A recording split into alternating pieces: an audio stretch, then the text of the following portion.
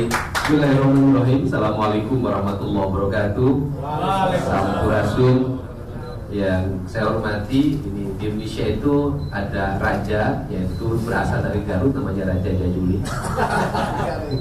Terima kasih hadir di sini Pak Ketua DPD PSI Jawa Barat, semua jajaran pengurus. Saya mengucapkan terima kasih dan rasa hormat yang setinggi-tingginya buat seluruh jajaran DPP PSI yang memberikan kontribusi bagi rakyat Jawa Barat dengan mengusung pasangan Deddy Mulyadi dan Erwan Setiawan. Dan pasangan ini mengambil angle pasangan dermawan, Deddy Mulyadi, Erwan Setiawan. Dan tentunya saya paham betul apa yang menjadi orientasi dan visi PSI, yaitu membangun sebuah peradaban dalam hidup masyarakat yang menjunjung tinggi semangat kebinekaan dan dengan mengedepankan toleransi. Toleransi isinya adalah menghormati orang dari sisi hak terhadap agama, menghormati orang dari sisi hak untuk berbicara, berserikat, berkumpul, dan yang tidak lebih penting dan yang paling esensi adalah menghormati orang untuk mendapat hak hidup damai dan sejahtera. Karena tidak akan pernah ada kerukunan, tidak akan pernah ada kebinekaan tanpa ada kesejahteraan. Maka seluruh orientasi kesejahteraan itu berangkat dari akar kebinekaan, bukan hanya terbatas pada simbol-simbol kebinekaan. Simbol-simbol kebinekaan itu penting, tetapi substantif dari kebinekaan itu jauh lebih penting. Substansi dari kebinekaan adalah disiapkannya ruang-ruang bineka.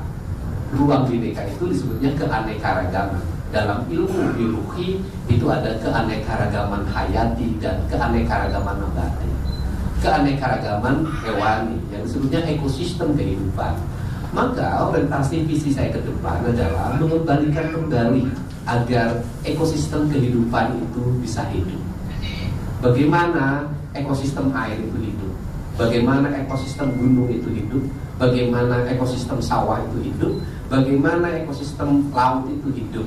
Karena dengan kehidupan yang setara dan seluruh ekosistem itu akan tercipta harmoni. Harmoni dalam perspektif ideologi yang dulu dianggap sangat tradisi dan sangat leluhur dalam kaidah Sunda adalah perspektif yang disebut dengan silih asa, silih asi, silih asu. Kemudian dalam perspektif yang berikutnya itulah ideologi Siliwangi. Ideologi Siliwangi adalah ideologi yang menjaga keutuhan negara dengan menjaga keutuhan kehidupan. Bukan hanya kehidupan kultur manusia, tetapi kehidupan kultur hewani, nabati. Ini penting yang dilupakan oleh kita. Karena berangkat dari kultur hewani dan nabati akan tercipta ekosistem kehidupan yang saling menghidupi, bukan saling membunuh, bukan saling menjegal, bukan saling menghancurkan, tetapi saling menghidupkan. Dan esensi dari semua itu akan bermuara pada satu titik. Dalam kaidahnya Abah, itu ada kiai besar di Jawa Barat, Abah Anom, itu akan titik pada satu titik la ilaha illallah. Dan titik la ilaha illallah itu akan tersublimasi dalam spirit hidup itu berkeadilan sosial bagi seluruh rakyat Indonesia. Dalam keadilan itu adalah spirit ketuhanan, spirit la ilaha illallah. Inilah prinsip-prinsip dasar yang mungkin dilupakan dalam perspektif pembangunan di Jawa Barat hari ini. Dan itu akan menjadi sentuhan. Maka saya akan memulai pembangunan di Jawa Barat dengan melakukan perubahan secara mendasar tentang tata ruang. Dengan 4 dimensi kebinekaan culture. Ada Sunda Kulon, yaitu wilayahnya Bogor, sebagian Sukabumi. Ada Sunda Priangan, kita sudah tahu. Priangan ada Priangan Timur. Kemudian ada Sunda Cirebonan, Majalengka, Indramayu, dan itu Pantura sampai Karawang Utara. Dan ada Sunda Betawi. Dalam karakter ini mungkin dalam 3 tahun ke depan nanti akan terlihat bagaimana karakter wilayah bangunan segala macam di sebuah wilayah.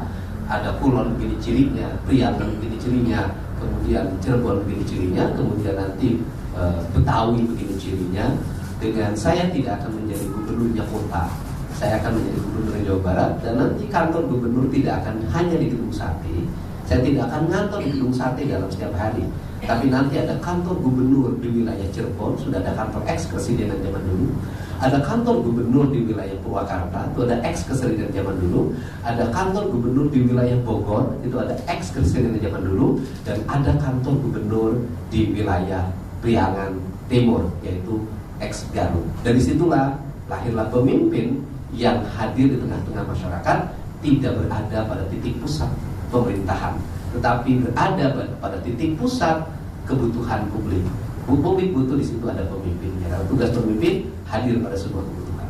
Itu saja pengantar dari saya. Semoga surat dukungan yang akan disampaikan besok ke Komisi Pemilihan Umum pada jam 2 siang, karena karnaval budaya jam 4, itu akan menjadi pengantar bagi kembalinya marwah ruhnya Tatar Jawa Barat. Terima kasih. Allahumma fiqh wa min thoriq. Assalamualaikum warahmatullahi wabarakatuh. Di antara banyak sumber informasi, kami layak dipercaya. Karena kami menggali lebih dalam, berpihak pada kebenaran,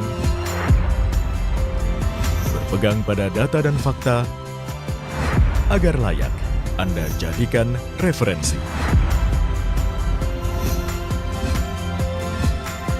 Kompas TV, independen, terpercaya.